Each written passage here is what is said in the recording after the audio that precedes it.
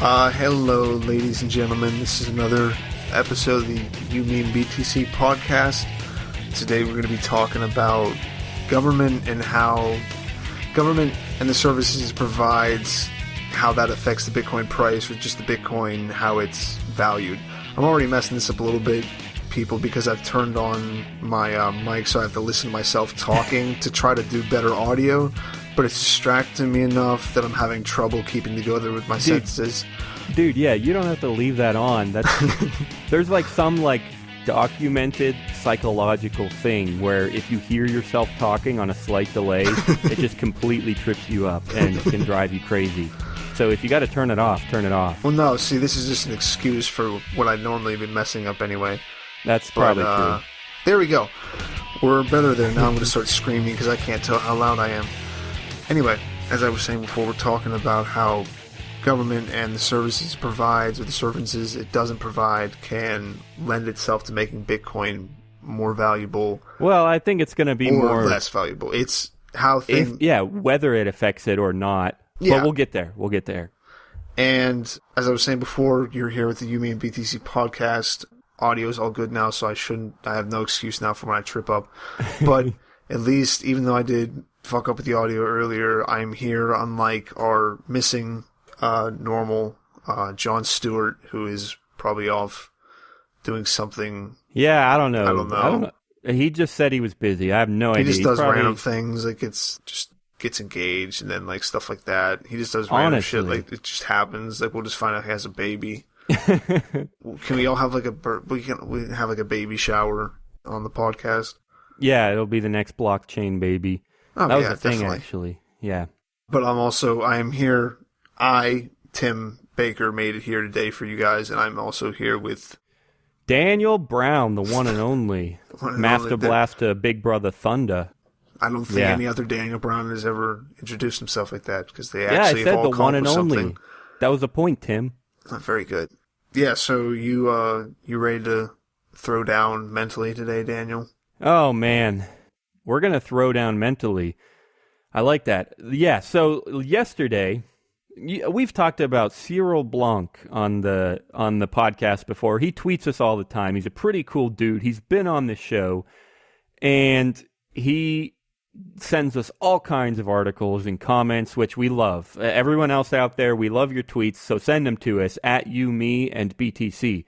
But Cyril tweets us all the time, and last night... Cyril actually cares. Yeah, he does. He's a freaking awesome dude. And so last night he tweeted us some random thoughts, something about the Bitcoin Uncensored podcast, which I might be on soon.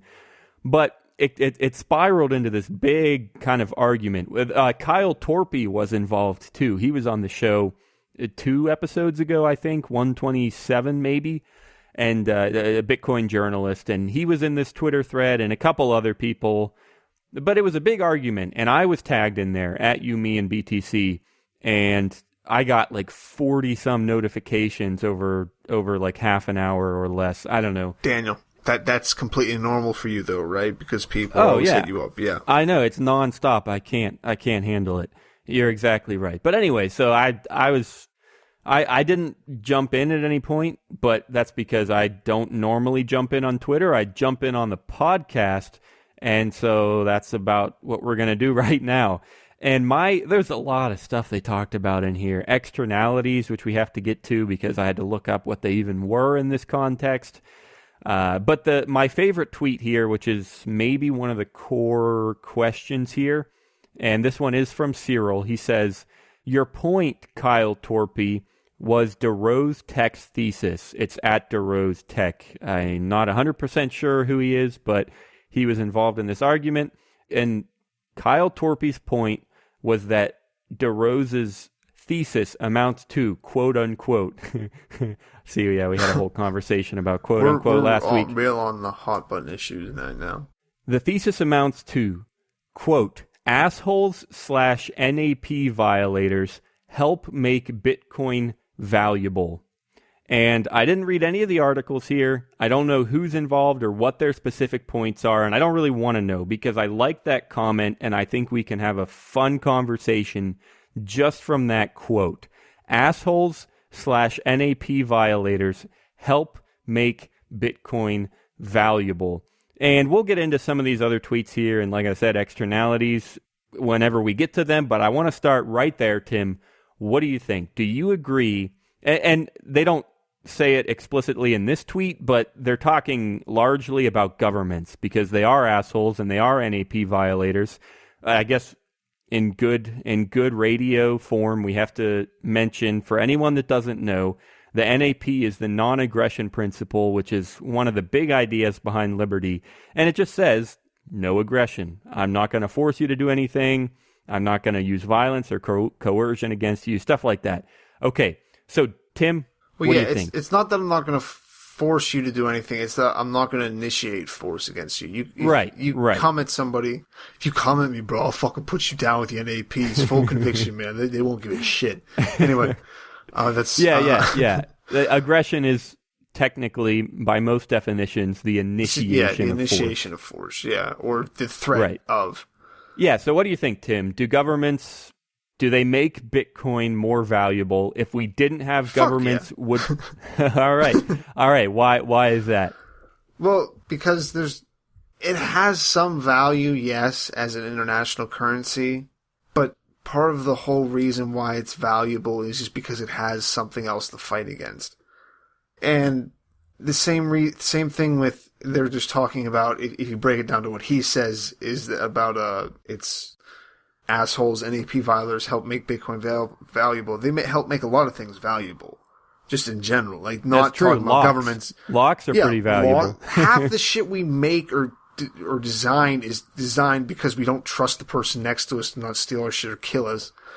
And I mean, it's gotten better, but that tends to help drive people working, because they're like, oh, he's going to steal my shit, or he's just going to make something.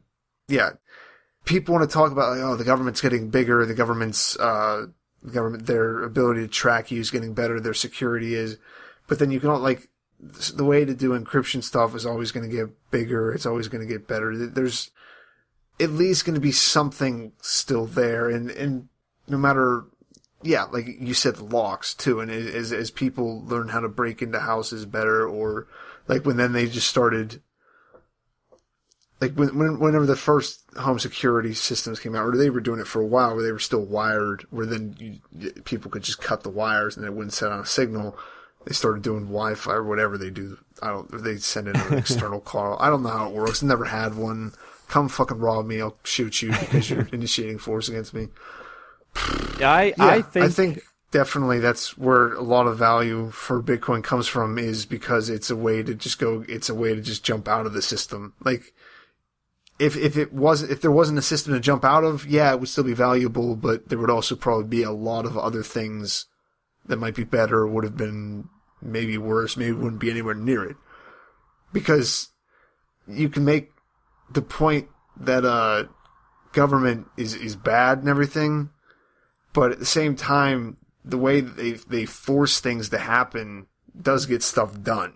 And also in like, besides just the adverse of people trying, the adverse of people, I'm not saying it's good, but you don't have that. What do you mean they help get stuff done? What kind of stuff? Like, you mean they help get fascism Bitcoin done? Gets stuff done. You didn't see how Germany was built back up after World War I, back into World War II that quickly.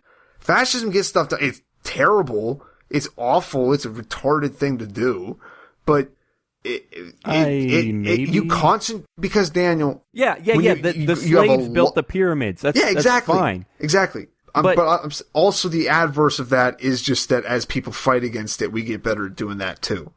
Okay. And I think that drives innovation and everything, but Bitcoin as well. That's where dark coin came from. That's where a lot of the privacy coins come from, is just a different way to do stuff, just to diversify, just to put things in different directions.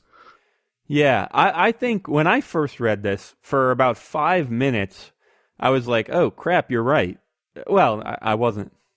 It felt like a slight to Bitcoin. It's like, well, Bitcoin's worthless. It's only valuable because of idiots.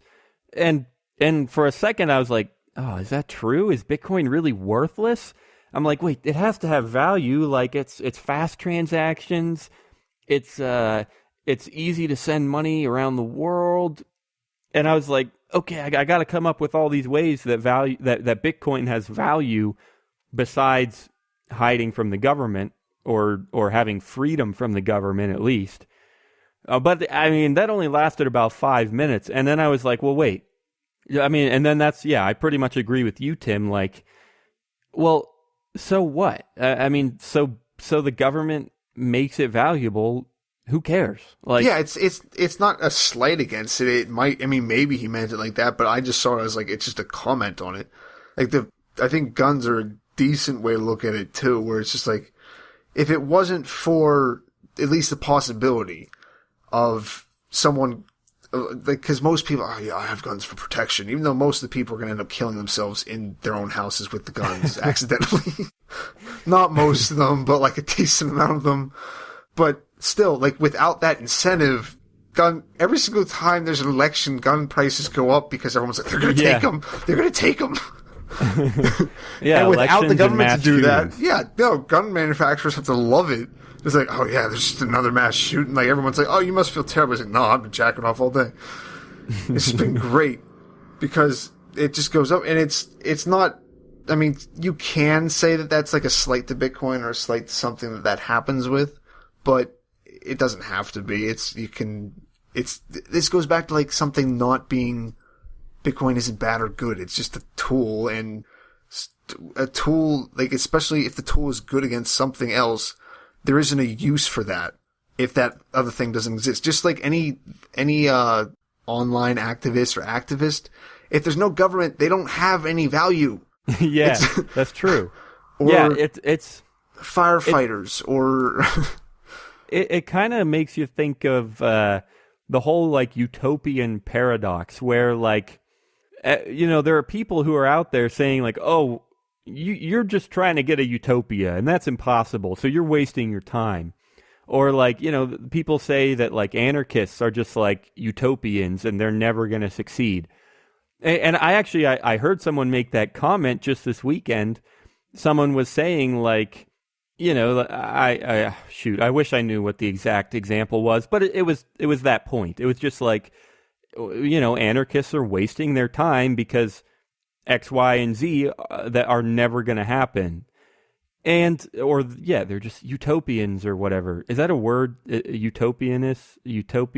I don't know. I think there's people definitely use it. I think anything like that, you add an IAN and people are just like, I don't give a shit, just use it. Yeah.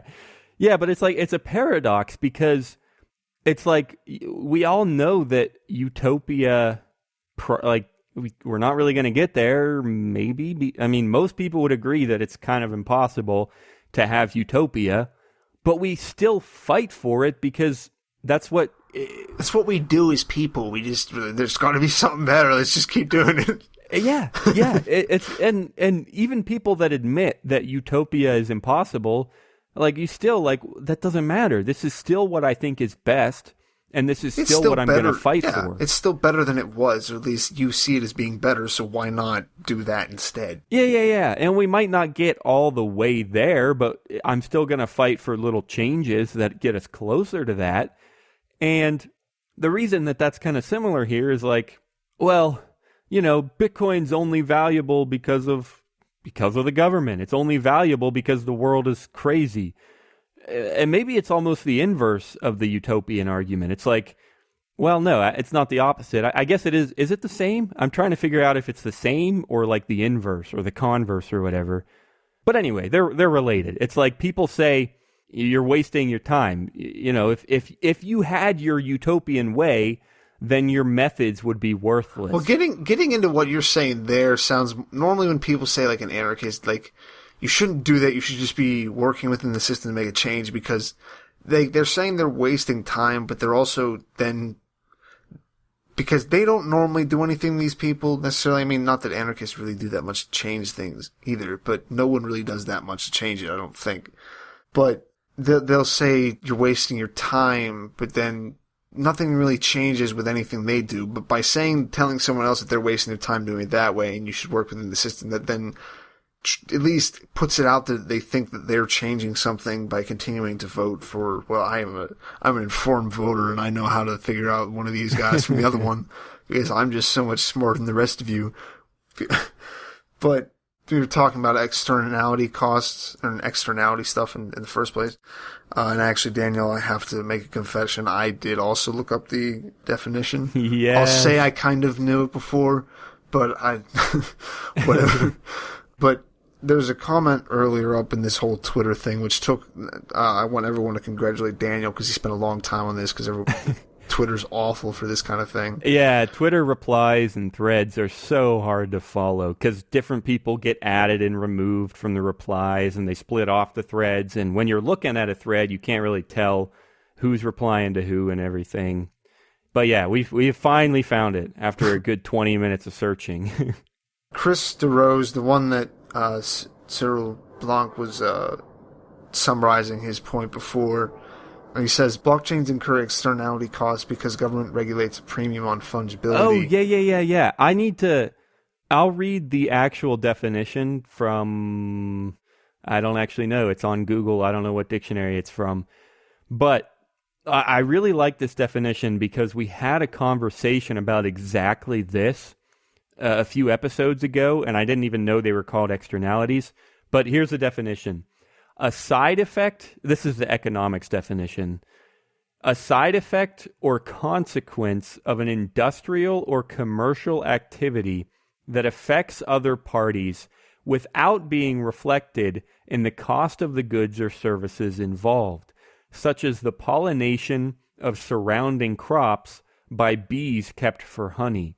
So basically it's a unintentional and unexpected and unaccounted for bit of value, I guess, or positive or negative value. And their example there is, a farmer or someone keeps bees for honey and they sell the honey just for the value of the honey. They don't take into account the value of the pollination, and they don't add that to the value of their honey or the value of their work or anything.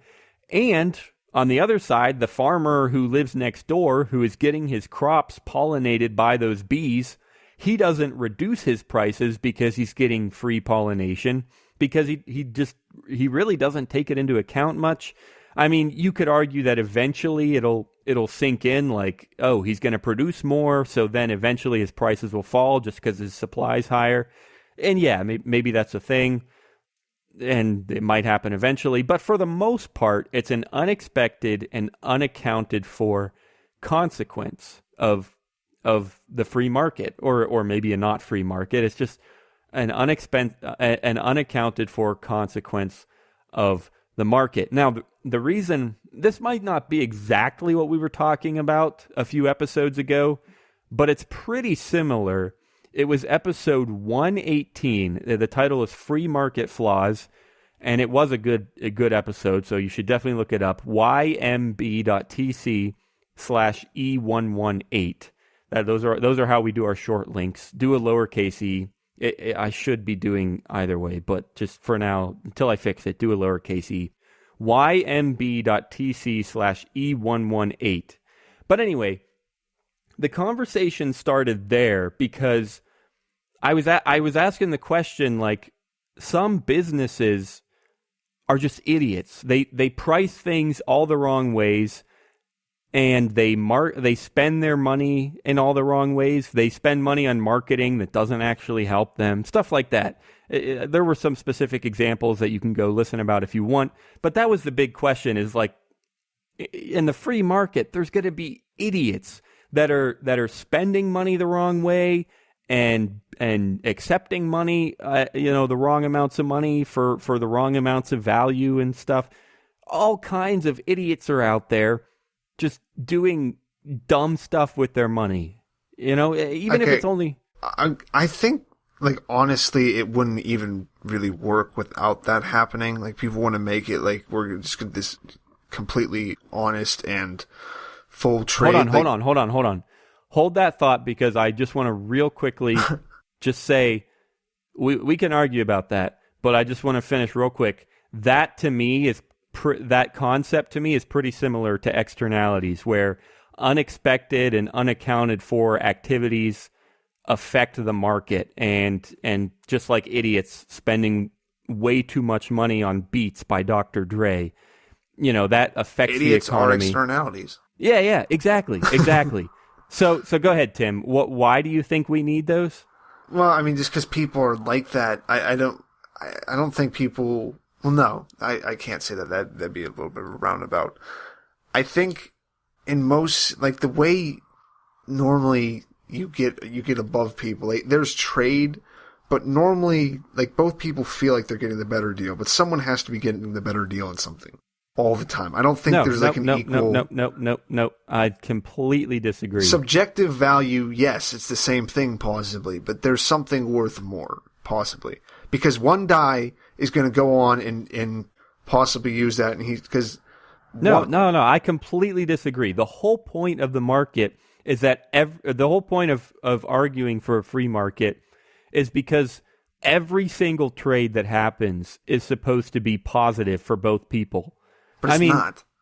Yeah, the whole point of a free market is the whole point of a free market is because you convolute it with this government shit, and then everybody just fucks with everybody. That's the point of a free market, is that it's it's the least amount of people. The free market is the one where it's the people. You're free to just do whatever because no one can control it in a way that's fair. No, okay. I'm not saying that every trade. I mean, I can't say that's the whole point, but I'm not saying that that story that you just told about a trade that happens where someone gains value and someone else loses value.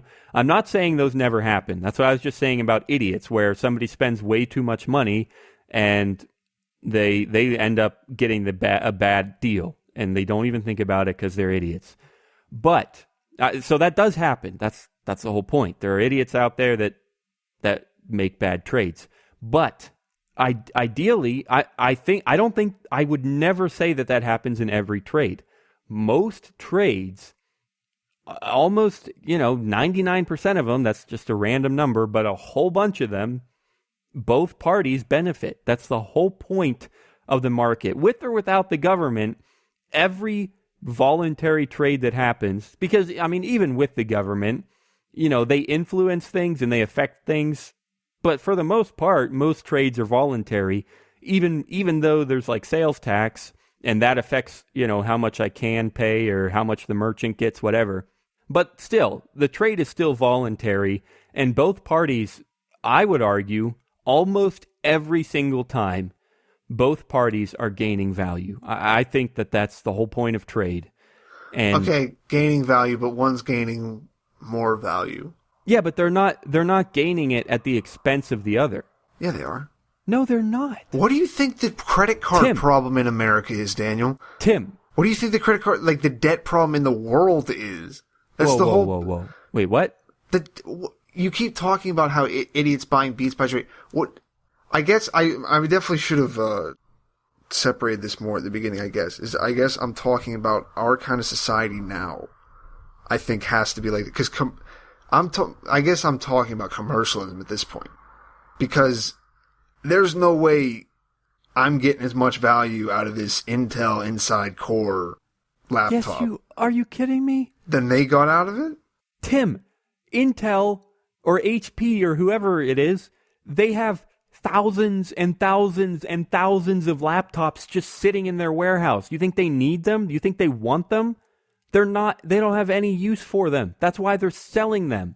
Yeah. So. Yes, they have no use for them. Right. So when they sell it to you, I spent a decent amount of money on it.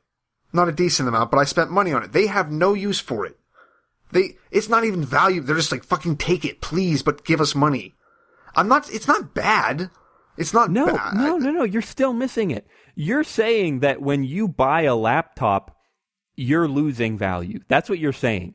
Because you said that they would gain value, money, at your expense. You said that you think that happens a lot. Yeah.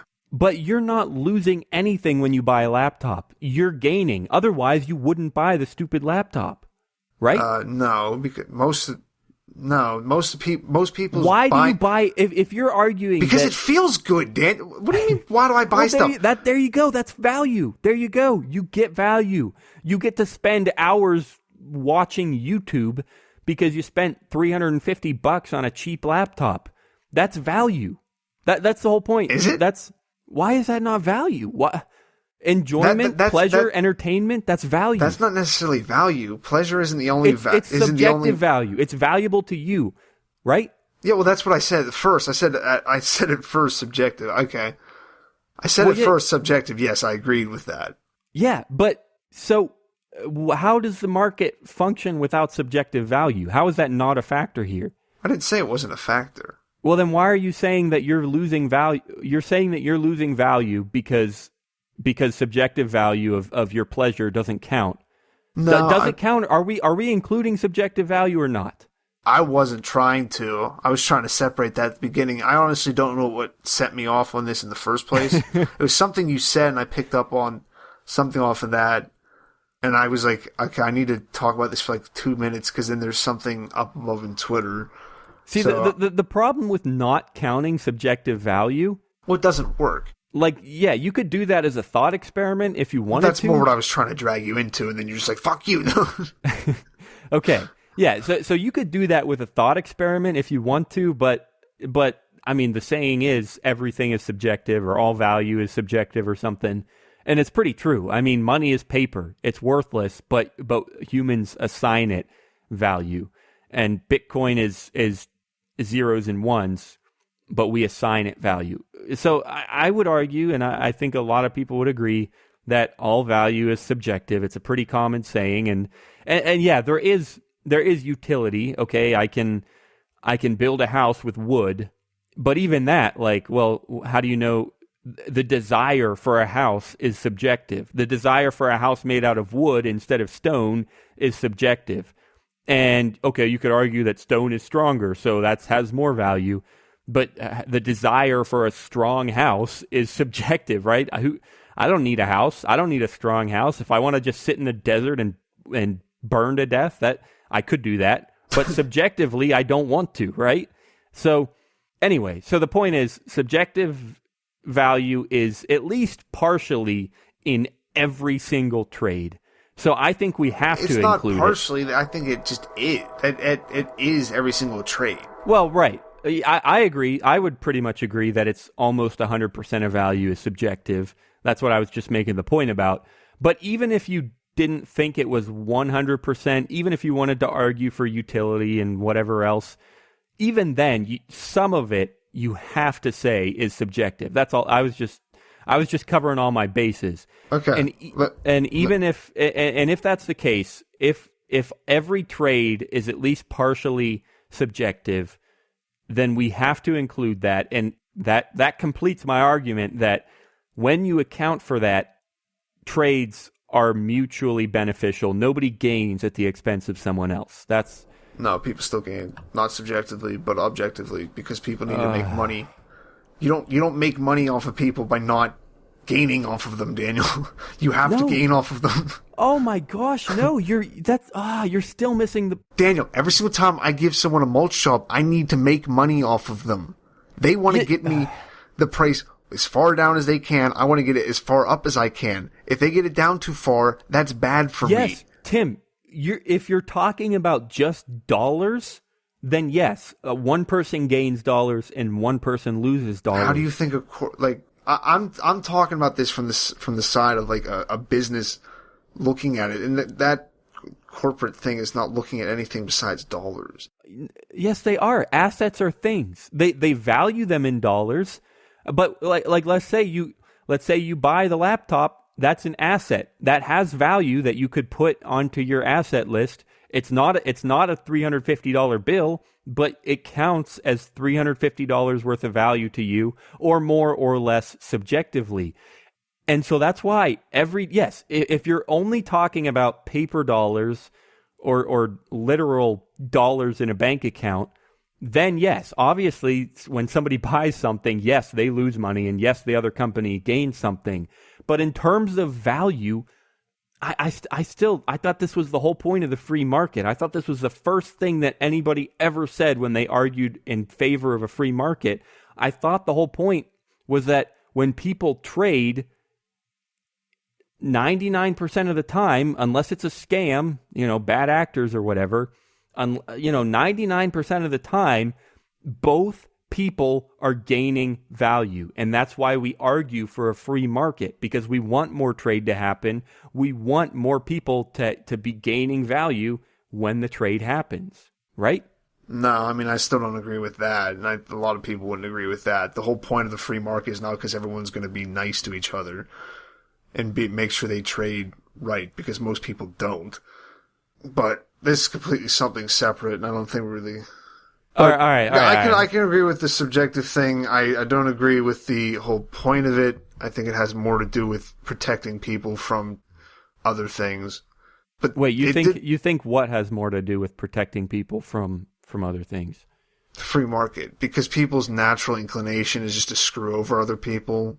So free market then just makes everybody do that to everybody, so it turns out fine. Because I can kind of see that. That's the conversation John and I had one time, where it's like, it's perfect because everyone's fucked up. Yeah, I guess instead of like one dictator screwing over 99% of the population. Exactly. That's what people talk about. They want to divide like the EU into different countries, which we might get to that later. But they're like, I don't want to do that. I want to have 7 billion different countries. Yeah. And you're saying that's right. That's a 7 good thing, billion right? little fucking dictators. Yeah, and you're saying that's a good point. That's what we do want, right? Yeah. And you're about to turn this into something to make me sound stupid. No. I was agreeing. I was just making sure, because it sounded people like me sound stupid though. It sounded like you were like, these crazy people. They want 7 billion countries. You're idiots. But you're actually agreeing with them, right? Okay. All right. No, I agree. I don't know. I that's a good point. You're right that people try to screw people over all the time.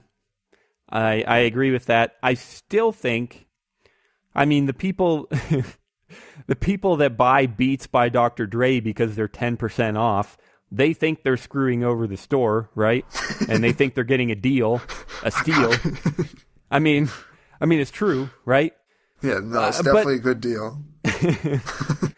Or the people who buy the iPhone because part of what made me think the about screen is half an inch taller. Oh yes. Oh. Well, part of it, what made me think about it is just like how I buy shit, and it's like, why don't you just make this at home? I don't want to. I'm lazy. And it's like, it's not actual value. I mean, it kind of is, but it's like a value that I know is inherently bad. Kind of. Yeah. So that's what made me bring it up. Are you tired of Bitcoin dice and ready for something different? Try LuckyBit, the original falling coin game, at luckybee.it. It's the most exciting Bitcoin game on the web. You can bet on 5 different payout lines and win up to 999 times your bet. You can even use their faucet to get some free Bitcoin.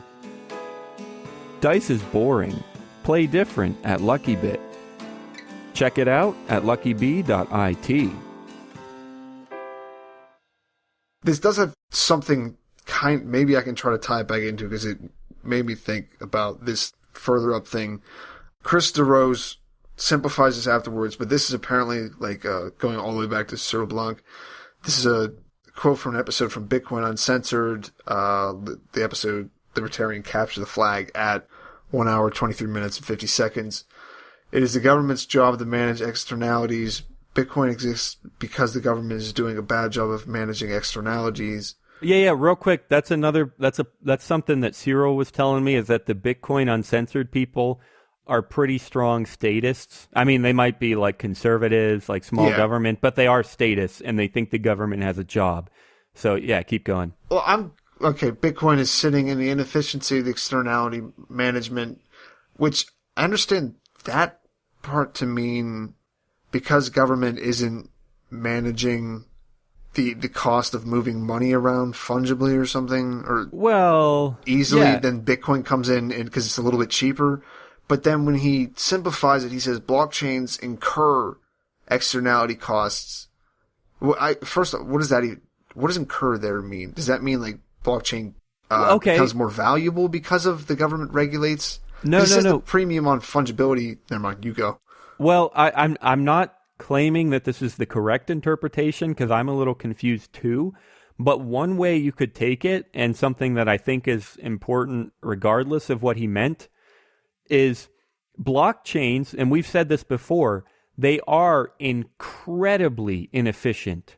It's 10 minutes between blocks and only 7 transactions per second globally. That was over 6 hours for me. I was telling you about that the one day. It took forever. Yeah, and the thousands and thousands of dollars that are put into mining equipment, I think that's what he means by they incur externality costs. So that there are people spending millions of dollars on Bitcoin miners and millions of dollars on electricity just to mine for Bitcoin, to secure Bitcoin, just because bad actors exist. And I think those are externalities, right? Where nobody really anticipates that the cost of electricity in Siberia is going to go up because Bitcoin, but the fact is it does, right? That's an externality. I mean, is that true? That doesn't seem like that's kind of an externality cost, but it's unaccounted for. The people in Siberia or wherever are not selling electricity. I mean, at least not right away, not until they realize that there's a much higher demand. Initially, they're not selling electricity because, oh crap, there's tons of Bitcoin miners and they need tons of electricity, and so let's raise the prices. So costs. It's unaccounted for. Cost to the government. Is that what it's talking about? No, the cost to Bitcoiners. We have to pay money to run Bitcoin and to mine Bitcoin. It's extremely inefficient. We spend tons of money on mining for a few transactions per second. That's an externality. It's our costs. It's the cost to Bitcoin users. But he, in the tweet where he summarized it, he says blockchains incur externality costs because government regulates a premium on fungibility. Yes, because the government, well, I don't know what he means by a premium on fungibility. But because of the government and because of regulation, I could see that. Because the government is a bad actor, because they regulate all kinds of things, and because Bitcoin is not regulated by the government and it's more free and it's more desirable, because that gives Bitcoin value, and because people give Bitcoin value, then they have to start paying the externality costs of mining, right? Kind of, because it's not an I wouldn't call that an externality cost because you're going to be running that without the government there too. You still have to pay for electricity. You still have to do, cost. No, that's the point. If the government wasn't there, we wouldn't need Bitcoin, so we wouldn't be spending all this money on electricity. So it is an externality. It's an externality because, well, it's not an externality because because the government is a bad actor. It's an externality because it's not really natural. It's not really necessary. It's not really expected. It's not really accounted for. But because there are bad actors who then we need Bitcoin to solve different kinds of problems, and that makes electricity more valuable. Electricity is more valuable because the government ruins the market and ruins money and ruins the dollar in a way. It's just way less valuable than Bitcoin, right? Are you saying the government or electricity? Which one's worth less than Bitcoin? The dollar is what I meant. Oh, okay. Yeah, okay. It's a weird thing because it's going back to, it's an externality cost of this thing, but without the externality cost, the thing wouldn't exist in the first, without, the thing just wouldn't exist if the externality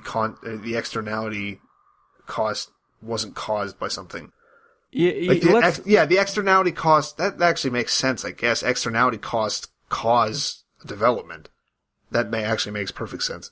I'm just stupid. Wait. Did you just say that the costs cause development?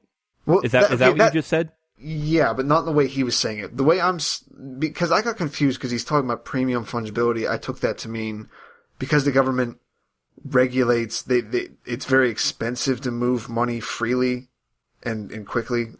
What's fungibility? Yeah, I know. This is tough because neither of us studied economics. So I'm sure there are experts out there who would bash this to pieces. So you this idiots, stop conversation. saying that word. But it doesn't matter because regardless of the technical definition of externalities and fungibility, we're still having a decent conversation, about what, even if we're misinterpreting things, we're still talking about, Yeah, we're still getting a point across. Right. Or an idea. Right. Which is an idea whose time has come cannot die or something like that. Anyway. Yeah, because government has the... Well, no, you can't say the externality cost then. Okay, here's what we'll do. I'm going to go real quick back... People need to quit using fucking fancy words and just say, this helps something and that's why it's valuable. It's not that hard of a concept, but whatever. Actually, that's kind of true. But I want to do this real quick. The definition, externality, a side effect or consequence of an industrial or commercial activity that affects other parties without being reflected in the cost of the goods or services involved. Okay, a side effect or consequence of an industrial or commercial activity. That is Bitcoin mining, okay? Or electricity consumption. That is a side effect of Bitcoin existing, right? Electricity consumption is a side effect of Bitcoin, right? That's true. That's pretty straightforward. Yeah. Okay, so that part's done. It affects other parties, yes. I mean, when there's a higher demand for electricity, it affects, it affects your neighbors, right? Even if your neighbors don't mine Bitcoin, they don't own Bitcoin, it still drives their electricity prices up and affects them. But it's not always reflected in the cost of goods and services. And like I said, over time, things should balance out. But initially, it's going to take a while for the cost of electricity to go up. It's going to take a while for the price of Bitcoin to go up because it's so expensive to create. We've talked about that before, how it costs, and electricity costs, it's like $30 per transaction, or it used to be. I don't know what it is now.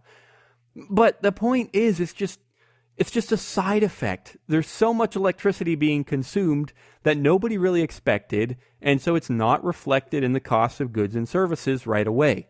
Isn't that pretty straightforward? It's a side effect that isn't really anticipated. It's unaccounted for. That's what we said at the very beginning. Yeah. Right? Okay. All right.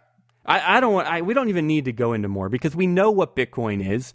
We know that Bitcoin takes electricity. It doesn't matter if it's technically an externality or not. It doesn't matter what the definition of externality is because we know that Bitcoin is expensive. We know there's miners competing for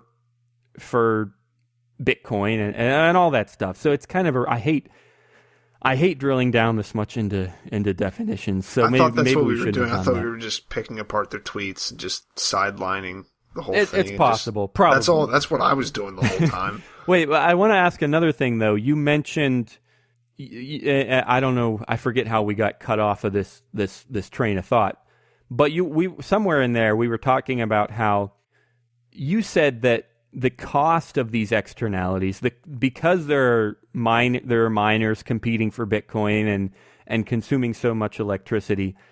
Did you say that causes development, right? I was saying because of people having to react to the government doing things like why Bitcoin even got started, why Bitcoin's used as people, because at first Bitcoin was kind of usable because no one really knew about it, but then as it gets more seen, you have to develop new things with it. Okay, you have to develop other alternatives. That's more what I meant. Okay, so this isn't exactly what I was going to say, but it's related. But just before I go into what I was going to say, so then you were kind of saying what we said at the beginning. I'm saying what people said way too much, but whatever, said, he said, she said, you said, we said, whatever. At the beginning, we said that the pyramids were built by the slaves. All right, fascism, it's awful, it's terrible, and it won't last very long. And that's not even fascism, just to be particular. That's just slavery. Well, I wasn't equating them. That's something else that we talked about at the beginning, how fascism, force, it can get stuff done, right? It can cause development, less efficient maybe sometimes, maybe not always.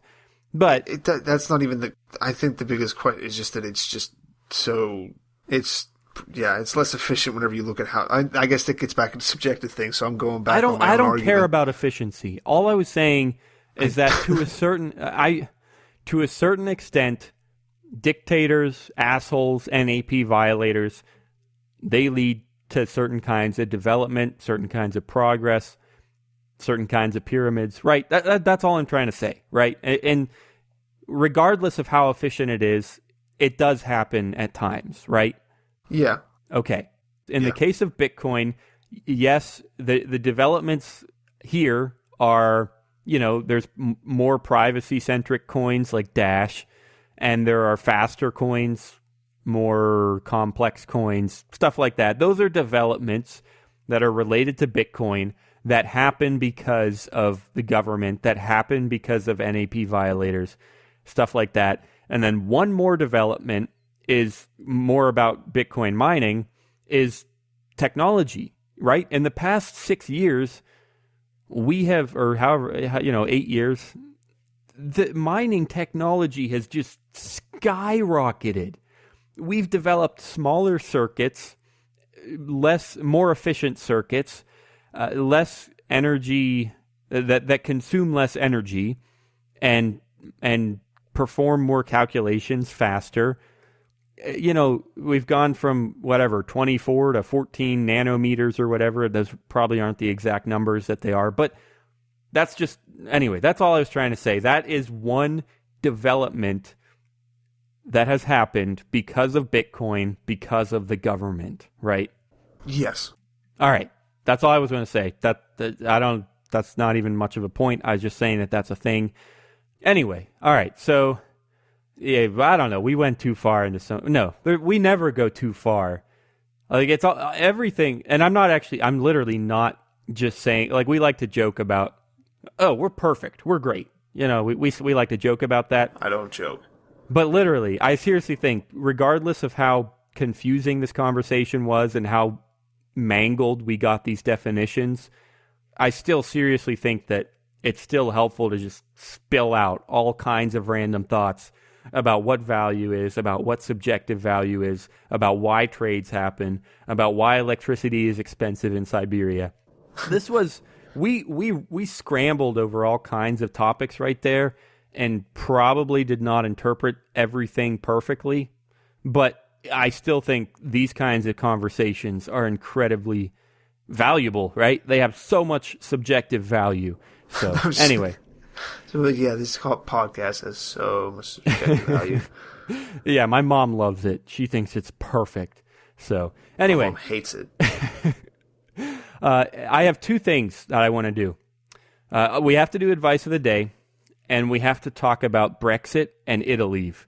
We're not going to get into the details. I just have a fun list of things that are funny. So we'll get there. No, wait, let's give our opinions on whether that was subjectively valuable for Britain to make that decision.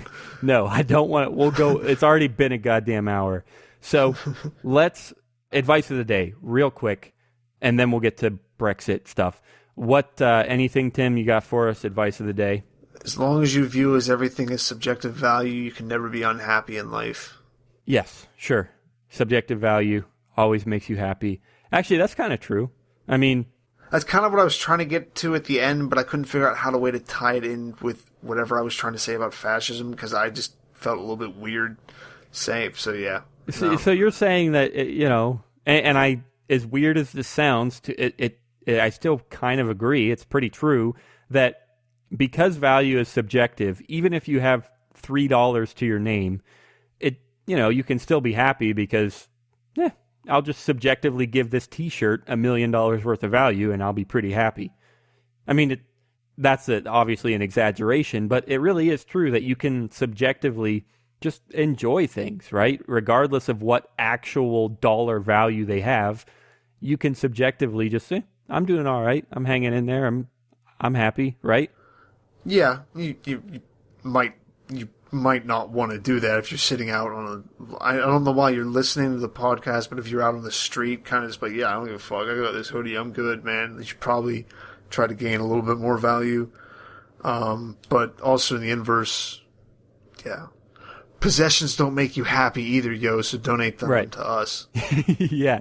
Give us all your Bitcoin because it's subjectively worthless. Pretty much. Yeah, we do have tipping addresses at you, me, and btc.com. Just throwing that out there. My advice of the week is I remember when I was probably in elementary school and I first heard the words subjective and objective, and they confused the crap out of me. It took me forever to figure out what the difference is, and I still have trouble remembering which one's which.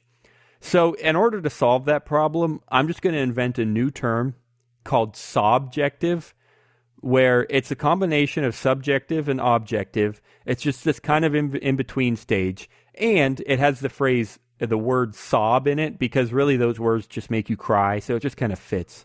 So that's my advice of the week is use the word subjective, and it doesn't matter what it means. The definition of subjective is subjective, so it doesn't really matter. Just use the word somewhere in life and try not to sob. I'm also going to give John's advice for the week just because I'm kind of channeling a little bit. Let's put words in his mouth. I like this. Exactly. Daniel likes putting things in John's mouth. There. Oh, crap. John would say, why don't we all just agree to just, like, we all know what things are worth. Don't go out and buy stupid Beats headphones for $100. Don't be stupid with your money. But I don't know, though, because he's willing to spend an extra $3 to get a name brand coffee mug. So I don't know. Or he name brand or like special Beats. coffee. No, yeah, that's just, everyone has something stupid they're going to spend their money on. All right, Tim. Last thing, just for fun. Don't even know why, but to wrap up the show, let's skim through this list of I don't know, exit words, Brexit synonyms for other countries. Stupid ways to talk about votings because you have to deal with people under 20 and you have to make something hashtagable. Yeah, so let's just alternate through these. We won't get into them too much, but just for fun, I thought they were funny. They made me laugh. So this is from Mashable. I'll do the first one. It's Brexit, and it's obviously means We're just Brexit. Bounce back and forth. Bijum. I would say Bijum. Yeah, it'd be Bijum. Well, yeah. I don't know. The whole thing's fucked up. That's not that good of a one. Because I think the L is pretty a big part of Belgium. Sure. Biljum? Maybe. My next one, Departugal. That's a pretty good one. Departugal's good. Check out. Yeah, that might be one of my favorites because it... actually, no, the next one is easily my favorite. Italeave. That's the one that made me laugh the most. Finnish, because it just doesn't even matter. Shoot, It's the I don't same know thing. why I started saying which ones were my favorite, because I like that one too. So I'm just done saying which ones are my favorite. The next one is Dungary, or Dungry, however you want to say it. I'm so done. If your country is like a 12-year-old. Probably my favorite, Nethermind. Yeah. Because, yeah. Laturvia, or Laturvia. That one's not that great. The picture's not that great either, so... And then probably the saddest picture in this entire thing is just Austria La Vista. It's just pretzels and an old man who looks like he's dying while it's being taken. Ugh, those pretzels look so good, though. I need to go find some though. dinner. Yeah, Austria La Vista. That's a pretty good one. I'm All right, guys. I turned down wings for you people. Thanks for being here today.